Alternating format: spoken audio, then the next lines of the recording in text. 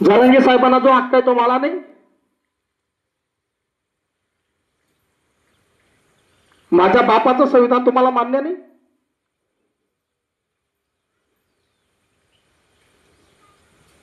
मी संविधानिक मागण्या केल्या साहेब. माझी फाईल घ्या आणि मला नोकरी द्या. माझ्या सोबत 1,34,000 तरुणांना नोकरी द्या. अन्यथा या महाराष्ट्रामध्ये जे पण काही घडेल याला जबाबदार तुम्ही राहणार आहेत आणि शासन राहील, राज्य आणि केंद्र शासन. प्रेमाची भाषा बोलतोय मी आज, प्रेमाची. माझ्या बापाचं संविधान ज्याने संपवलं त्याला संपून टाकेल आम्ही. संविधान आम्ही संपू देणार नाही आणि तरुणांचा रोजगार आम्ही घेतल्याशिवाय राहणार नाही. संपूर्ण जगाला दाखवून देईल वयाच्या 34व्या वर्षी हा मर्द सिंहासारखा लढत आहे. अभिलाष देवरे नावाचा एखादा तरुण दिसला का तुम्हाला जगामध्ये? साहेब, भारतीय राज्यघटनेचा कलम लावून हा मर्द लढतोय.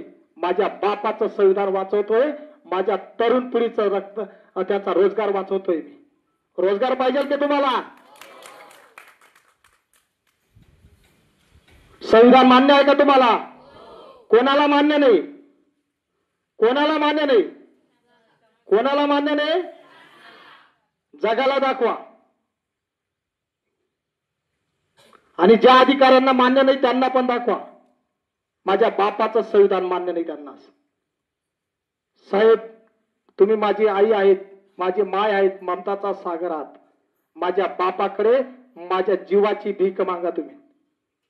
मी 10 दिवस झालो इथं पडलेलोय. माझ्या 10 वर्षाचा मुलगा, माझी भाग्यश्री मुलगी, माझी बायको, माझी आई इथं बसलेली आहे. हा बघा माझा 10 वर्षाचा मुलगा. कुठं रे राजेश? हा बघा, उठ.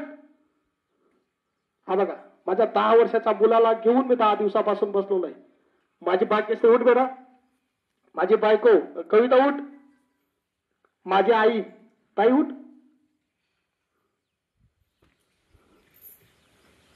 आतापर्यंत या जगामध्ये दाखवा मला तुम्ही 34 वर्षाचा तरुण स्वतःच्या बाईला, स्वतःच्या मायला, स्वतःच्या 2 लेकरांना घेऊन आमरण उपोषण करतोय का? बघितलंय साहेब तुम्ही? तुम्ही बघितलं का साहेब? तुम्ही बघितलं का मित्रांनो? या जगामध्ये माझ्या बापाचं संविधान जर वाचवायचं असेल तर तुम्ही साथ देणार का? संविधान कोणाला मान्य आहे आणि कोणाला मान्य नाही? आणि अजून मी संविधानाच्या मागण्या केल्या साहेब. मान्य असतील तर नोकरी द्या, मान्य नसतील